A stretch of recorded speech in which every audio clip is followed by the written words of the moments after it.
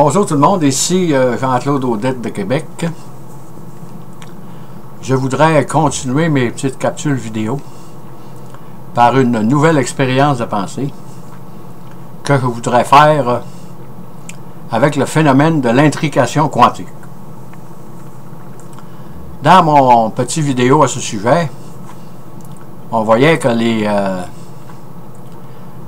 les deux femmes, dont une était au Canada et une était en Europe, connaissaient simultanément, instantanément leur identité lorsque nous faisions la mesure sur celle qui était au Canada. Celle où soit l'un, soit l'une, soit l'autre. Maintenant, l'intrication quantique, ça date des années de la physique quantique, des années 30.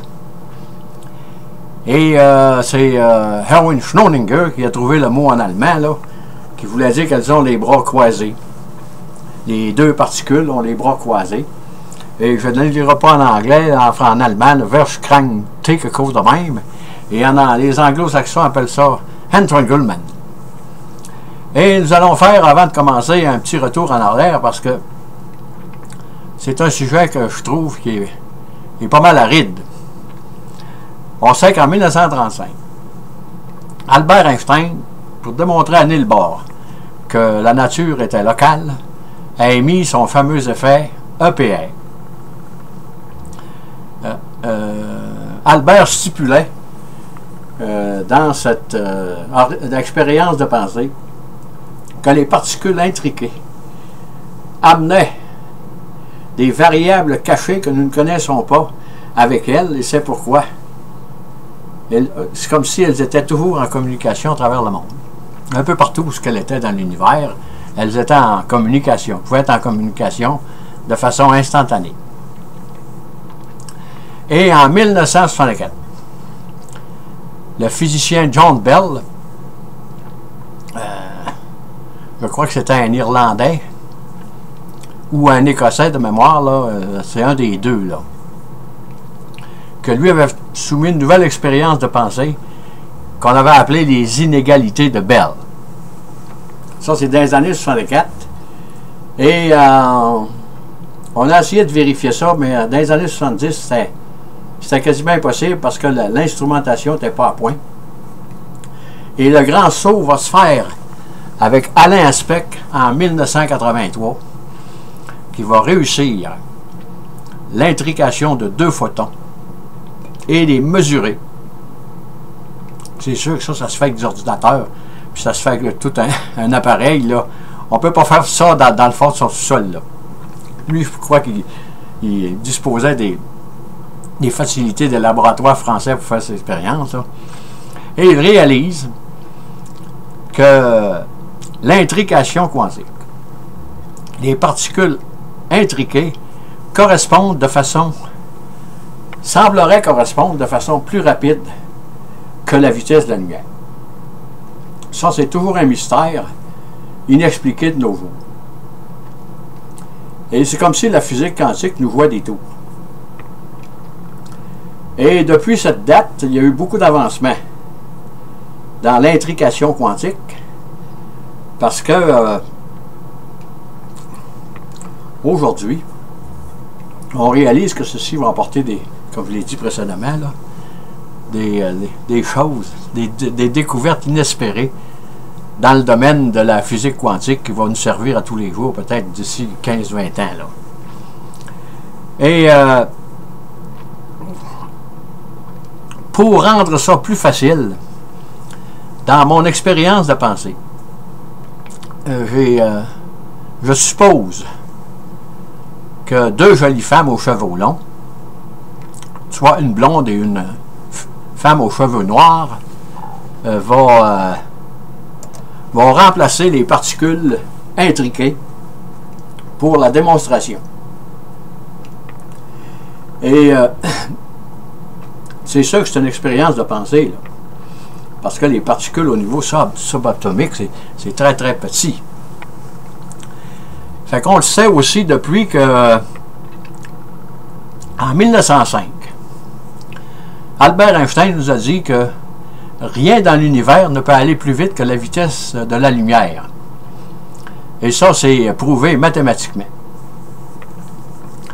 Et aussi, avec sa relativité générale datant de 1915, on a pu découvrir, comprendre ce qui se passait dans les trous noirs, qu'on ne peut pas voir dans le ciel, mais on sait qu'ils sont là grâce à la relativité générale d'Albert Einstein. Ensuite, Albert Einstein, avec sa relativité, les savants peuvent déterminer mathématiquement que dans l'univers, il existe des puits gravitationnels. Autrement dit, ces genres de puits gravitationnels nous permettraient de passer, de voyager de façon beaucoup plus rapide d'une galaxie à l'autre en empruntant ce puits gravitationnel. Et il y a d'autres scientifiques, des savants physiciens qui appellent cela des trous de verre. Et disons que c'est mathématiquement c'est logique, mais c'est dur à concevoir physiquement. Et c'est pourquoi je prends les deux femmes, une noire et une blonde, pour les remplacer. Pour remplacer les photons intriqués, ou toute particule là, qui peut s'intriquer au niveau de l'atome. Ici, je montre une balançoire dans laquelle sont assis les deux femmes. La blonde et ou la noire, et la blonde et ou la noire. Ils sont intriqués intimement dans le monde quantique. Autrement dit, ils sont ensemble. Et si vous faites voyager une des particules qui se déplace, disons qu'aujourd'hui, on peut peut-être aller jusqu'à 150 km là, dans l'intrication, mais ça va aller très très vite, ça. D'ici quelques années, probablement, ça sera des milliers de kilomètres, là. Les deux femmes, la blonde et la noire, sont toujours intriquées. Comme si elles étaient toujours ensemble. Et ça, c'est difficile à comprendre. Et aujourd'hui, on n'a pas pu expliquer ça mathématiquement. Comment cela se passe en réalité. Moi, je vois que je pars du principe que Einstein est vrai. Non, excusez. Que la vitesse de la lumière est la vitesse limite qui existe dans l'univers et que la relativité générale d'Albert Einstein pour la cosmologie est exacte. Il n'y a pas d'autre chose de mieux que ça, là. Et jusqu'à preuve du contraire, Einstein a raison dans le grand Albert, comme je dis souvent, a raison dans ces deux domaines. Mais dans le domaine quantique, qu'est-ce qui se passe? En effet, là, Albert a essayé d'intégrer sa relativité générale, mais il n'y a pas pu réussir. Pourquoi? Personne ne le sait. Mais il a fait de nombreux efforts là, pour essayer d'intégrer la relativité générale à tout l'univers, ce qu'il n'a pas réussi. Mais, si par une expérience de pensée, on imagine que dans l'intrication quantique, l'univers est seulement qu'à 2 dimensions. Autrement dit, c'est comme si vous aviez une feuille de papier comme ça. Et ça, c'est dans le monde quantique. Il n'y a plus d'axe Z. Et vu que les particules sont très très petites,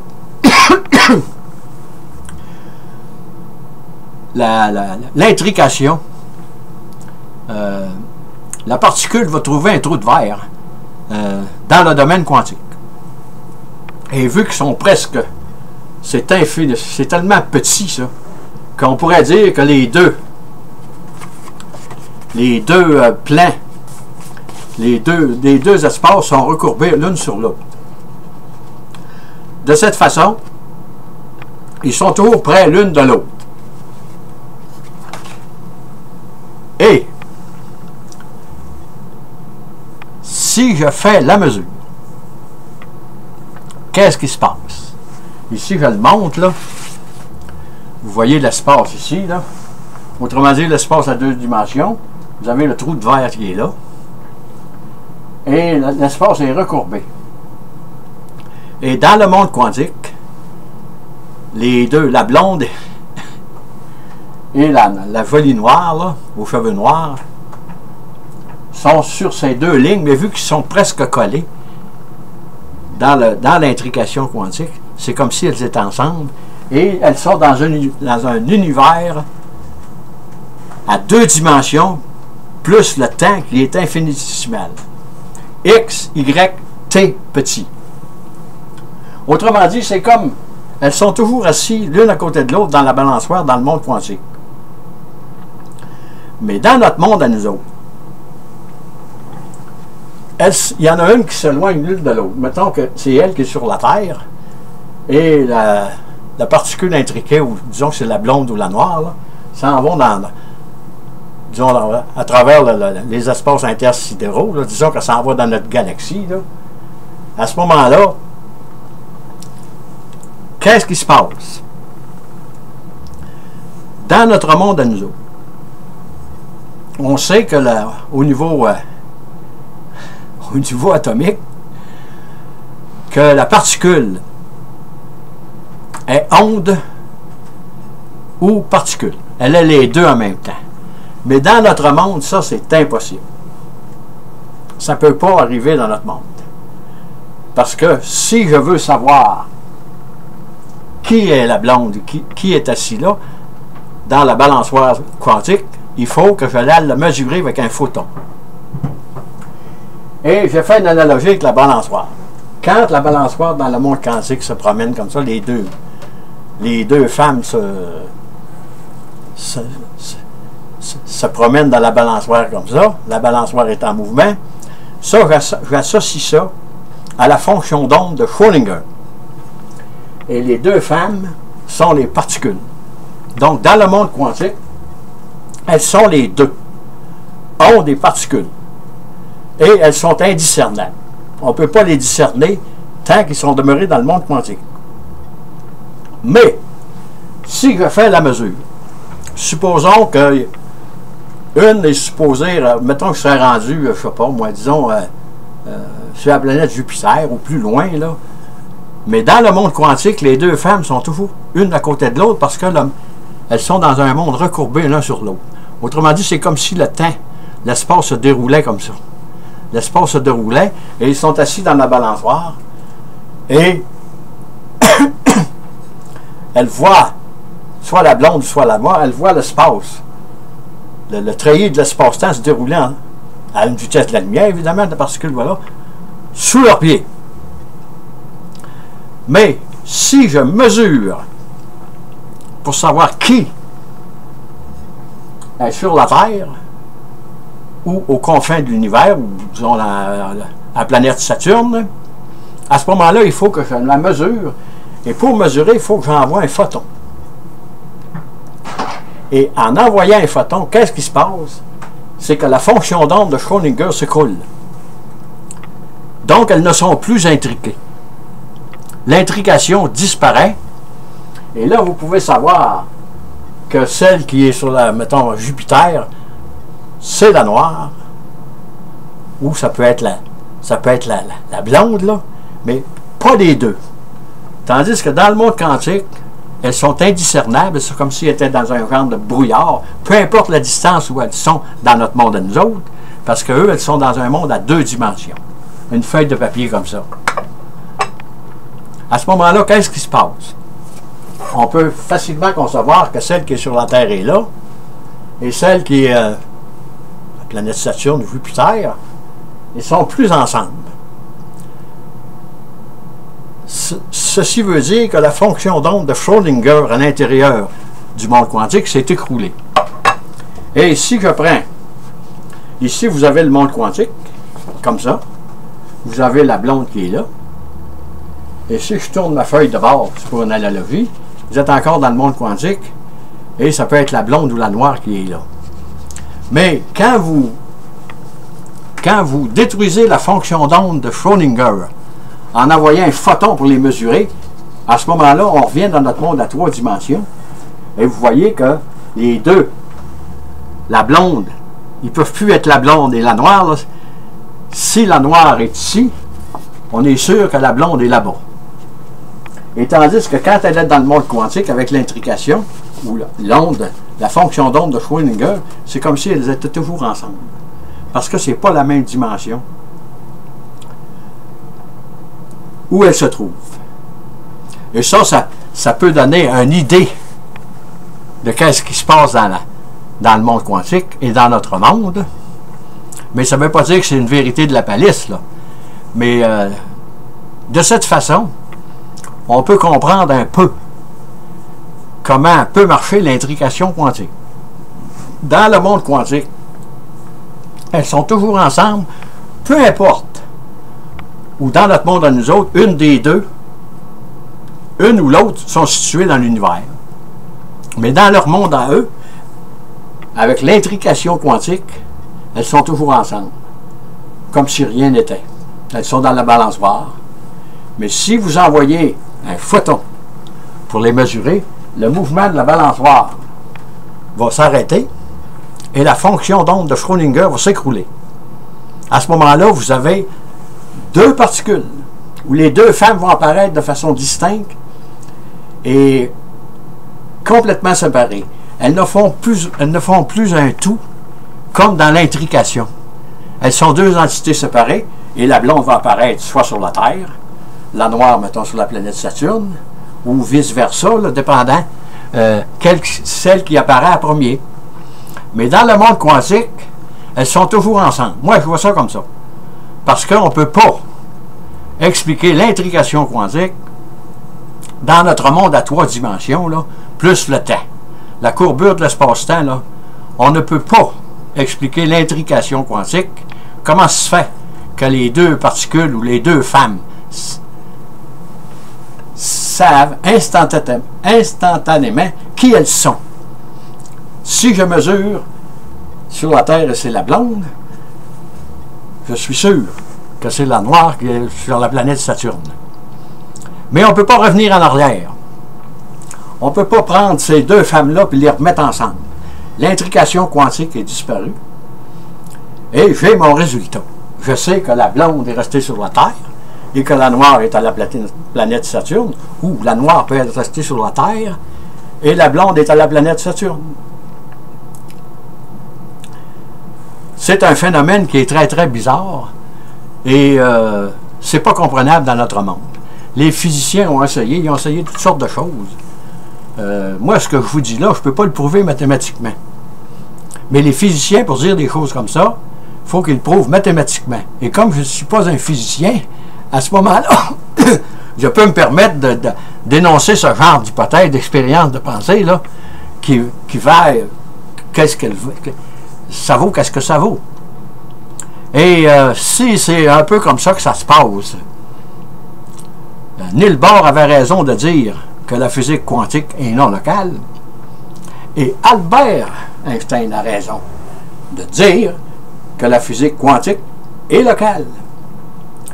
Moi, je prétends, je présume, que dans son monde à elle, la physique quantique est locale, donc il y a communication comme sur la Terre, mais dans le système à 2 dimensions.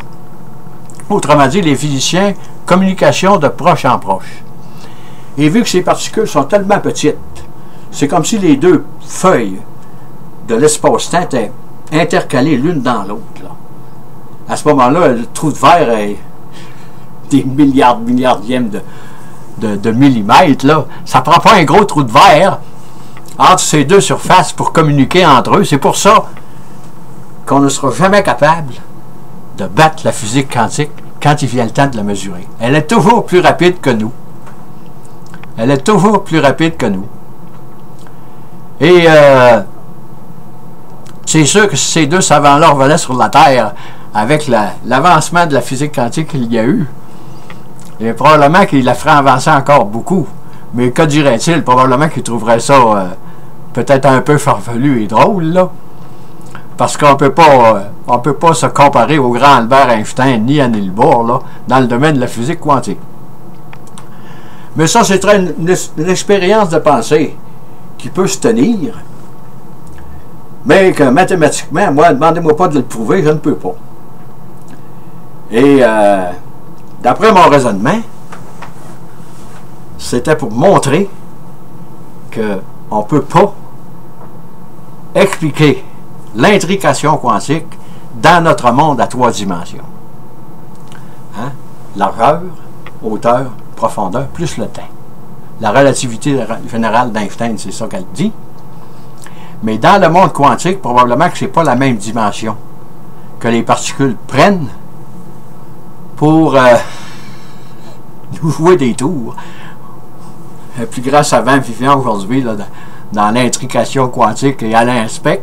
Et quand il dit, je l'ai vu, ou je l'ai lu quelque part, là, qu'il pensait dans les années 80 qu'il y avait quelque chose qui pourrait aller plus vite que la vitesse de la lumière. Moi, je crois que c'est pas vrai. Je crois qu'Albert Einstein a raison. Et qu'Albert va toujours avoir raison de plus en plus là, avec ses théories, parce qu'aujourd'hui, on découvre toutes sortes de choses avec Albert Einstein. Sur ce, je vous dis bonne écoute, merci et à la prochaine.